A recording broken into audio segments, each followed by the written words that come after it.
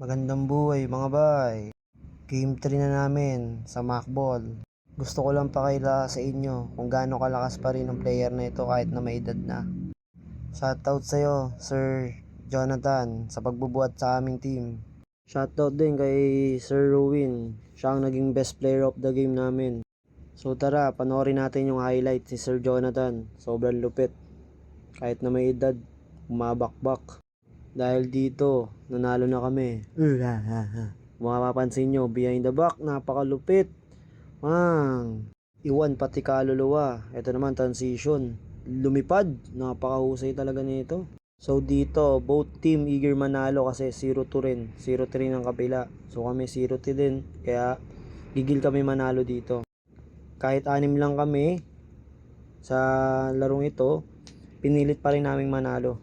Kaya kayo, gawin nyo lahat sa court para wala kayong pagsisihan. Kahit na konti lang kayo, buhos nyo lahat. Hindi kayo makakatulog kapag natalo kayo dyan. Kapag ginawa nyo ang best nyo at natalo pa rin kayo, wala kayong pagsisihan. Dito, wala akong pinagsisihan kasi binigay ko ang best ko para manalo kami sa game na to. Shout out nga pala sa number 12 na yan. Nagpakawala lang naman ng 6 na sunod na 3 point. Thank you kay Lord kasi nanalo kami.